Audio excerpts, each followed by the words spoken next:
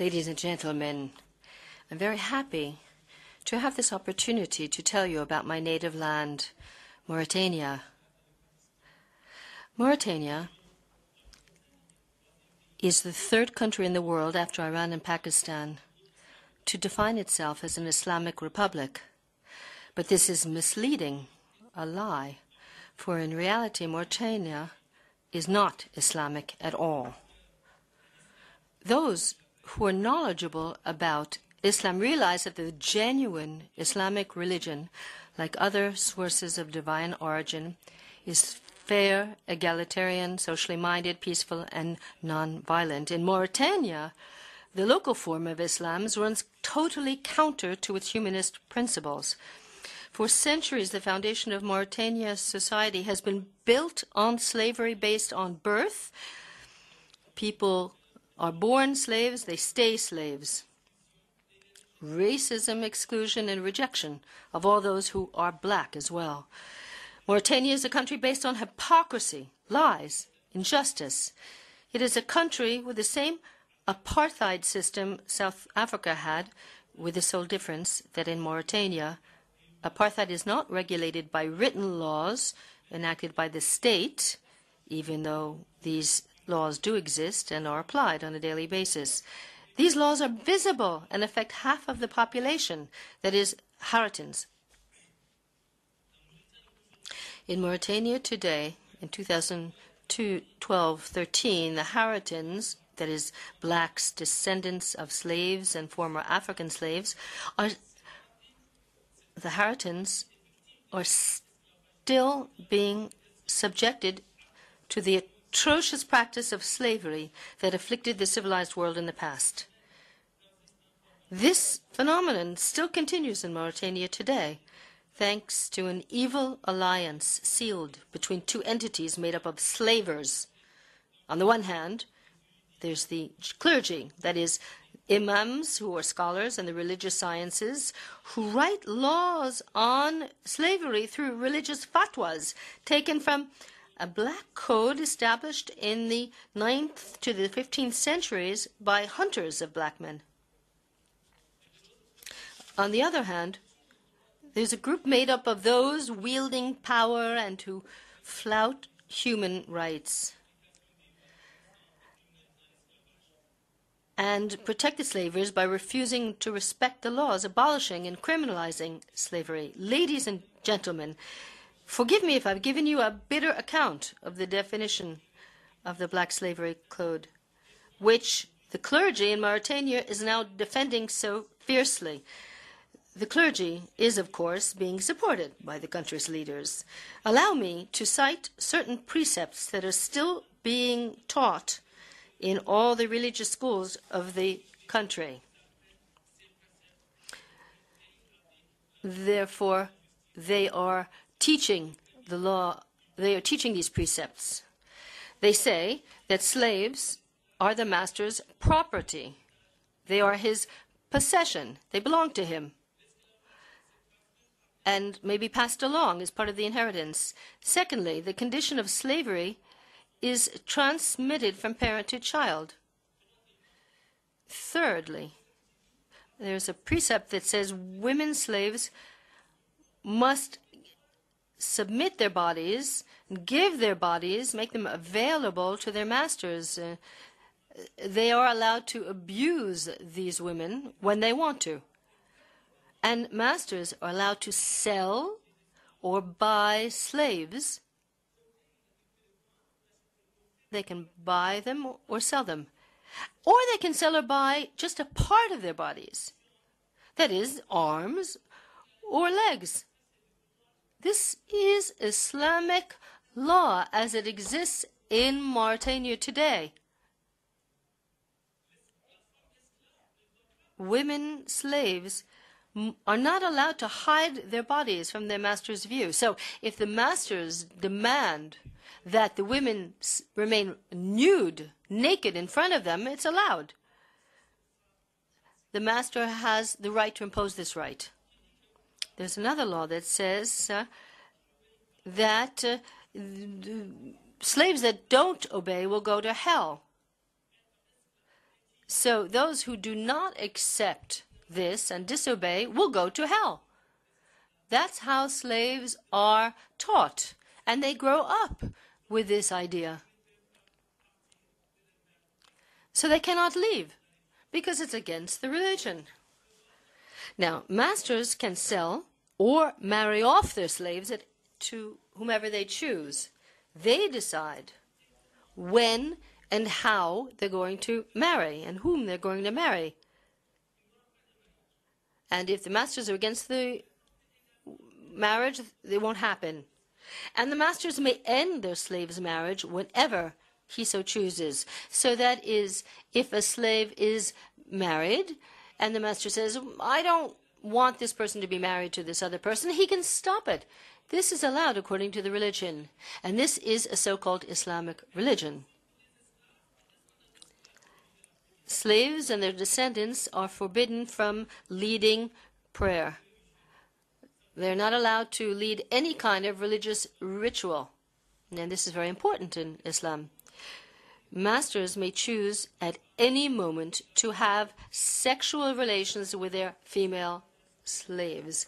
They can sexually abuse the slaves. And this is the law that exists in the country that is still being taught. Ladies and gentlemen, my presence before you today is the result of an exceptional and unusual story. Although I am Mauritanian and the son of former slaves, I was lucky enough to be educated in German schools. This is thanks to my illiterate father, born to slave parents, who as a child had already refused to submit to slavery. The revolt he led against his masters allowed him to win his freedom. And later,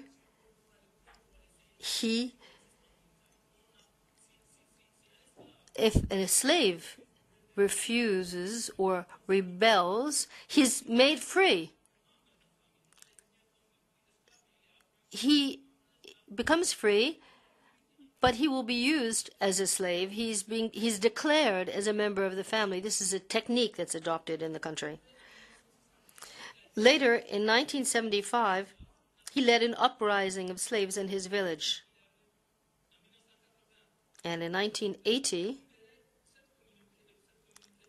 he freed a community of Haratans made up of some 300 families of slaves in his village. And I still recall that historic day in 1975 when the masters refused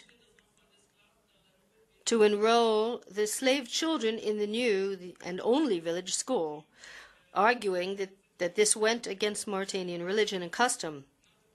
So my father at the time had not been able to convince the slaves to enroll their children in that school. So only I, my sister, and 2 cousins were admitted along with the master's children. And that is how I was lucky enough to be able to be educated and come to Europe for university education. May I have some water, please? Asks the speaker.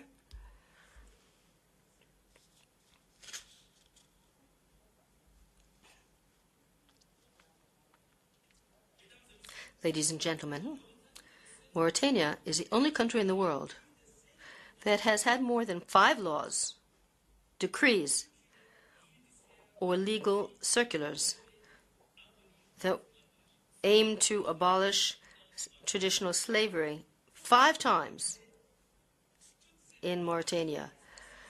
But this has been without any effect. These laws merely aimed to stop criticism by the international community. The country merely wished to save its image abroad, but they had no intention of enacting these laws. And here I would like to show you page 3. These are the laws, the decrees that have been enacted since the history of the country that all aimed at abolishing slavery. But slavery has not been eliminated in Mauritania. I won't read all these laws, but today in the country, slavery includes more than 20% of the population.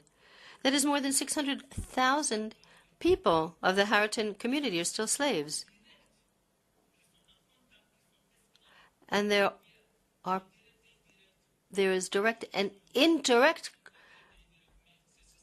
impact on people, but there are 600,000 people still living in slavery in the country.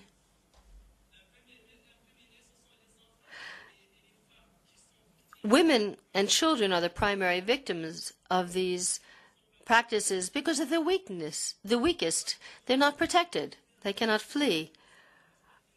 Our NGO has uncovered hundreds of documented cases between 2012 and 13, but they have all been dismissed. The cases have all been dismissed because the law feels that the relationship is between masters and slaves is a family-like relationship and that they're not slaves. And so all these cases have been dismissed. The last 10 cases that we've uncovered date back to a mere 3 weeks. The last case where we had a small measure of success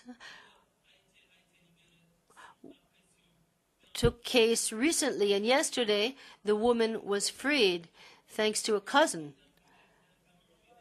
because she came a member of the family of a general appealed to the president, and there was a demonstration, and the family said, if you do not free this woman, we will make trouble. And so they decided they didn't want to have a show of rebellion.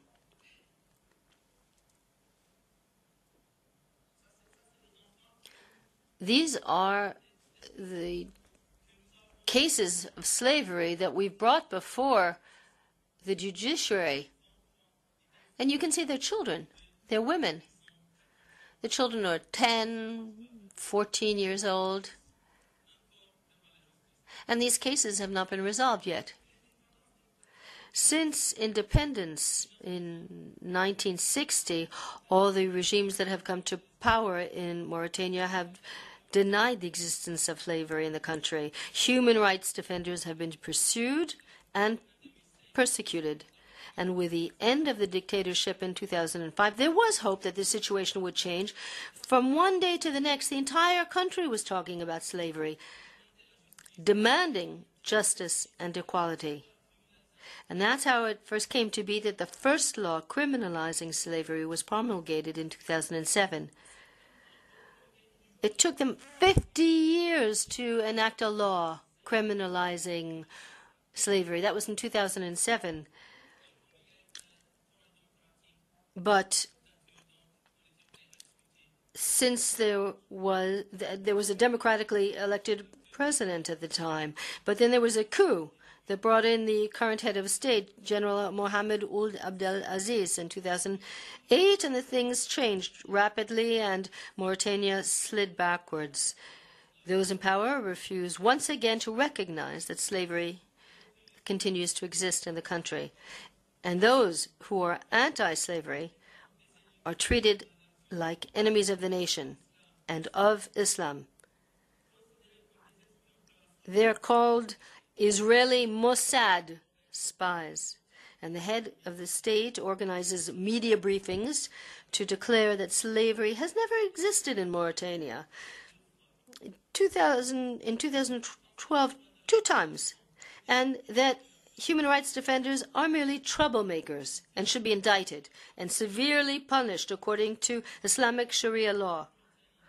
In a country like Mauritania, where the supreme head, the president, launches popular demonstrations calling for the heads of the anti-slavery activists that he himself organizes and oversees, and it is unrealistic to expect the law criminalizing and punishing slavery to actually be implemented. And let me show you page 5 and 6 here. This is the march that the president had organized with security. He called upon the learned and the elders to come out with a fatwa against the anti-slavery movement. And the president came to give a hero's welcome in front of the presidential building for those who came out in favor of slavery. Mauritania is a country of racism. I'd like to refer you to the list of officials and personnel appointed throughout the country in the institutions, in administration, government, diplomatic corps, army, security forces, police, public companies, etc. And in all cases, without exceptions, only one ethnic group, the Badhan, hold more than 80% of all positions. Blacks are generally relegated to jobs that are low status and that involve harsh working conditions. And here you see the number of officials that have been appointed. This is just for 2012. And you see how it is distributed by ethnic group. The Arab Berbers are 25%, but the population, but they have almost 80% of the good positions. And the Haratins have less than 10, and the Black Americans are 14. So this is how the situation is in Mauritania, has always been in Mauritania. And the authorities want to keep the situation this way. They want to keep the blacks and the former slaves as underdogs and want to underrepresent them in the country. And although they represent 20-25% of the country, the regime has also undertaken a strategy for education that aims to keep the Haratins uneducated. The authorities ignore the areas where the majority of the population is Haratin. Teachers are often members of the community of slavers and leave school as of opening time, but they are never sanctioned for this. The slavers enroll their children in elite private schools, elite schools where the children of the poor have no entry, and the upshot of this discriminatory educational system is that only the Arab Berber children have access to university education and join the ranks of the ruling elite. And that's also, it's because they know that the Haratin, the poor, will rise up. And so you have to keep them uneducated so they won't rise up. And this is a long-standing tradition. You can see the timeline here from 1960 till now. You can see the period when independence came about. The Badian were represented 40%, but now they're in the great majority.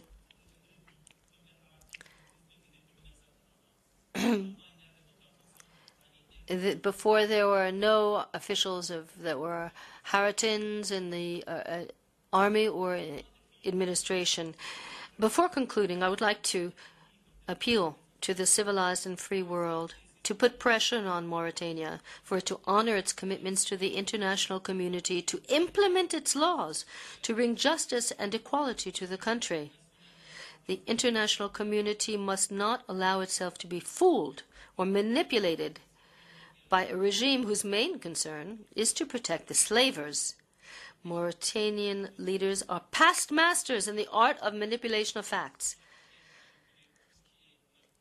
And they manipulate everything they can today Today's Mauritania does not deserve to be elected vice president of the Human Rights Council, which has just taken place. This is a great error and should not be accepted. We must denounce this because slavery continues to exist today as it did 50 years ago. Nothing has changed. And we call upon development donors to tie their aid to projects to help slaves and the poor, to work with NGOs in the area. We call for reforms in the educational system that will focus on underprivileged populations. It is through education that we will be able to free the slaves. As you see here in the beginning of school, most of the children are black,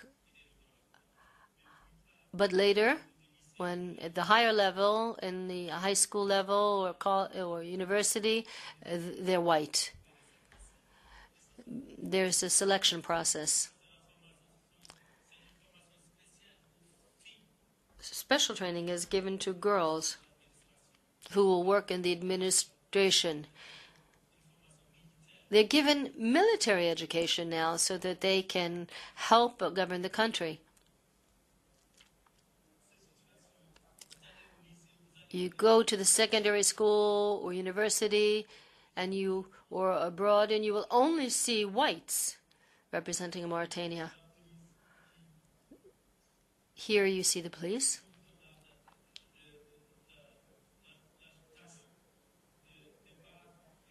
That are colluding in the task of beating human rights defenders at demonstrations when people call for justice. Thank you.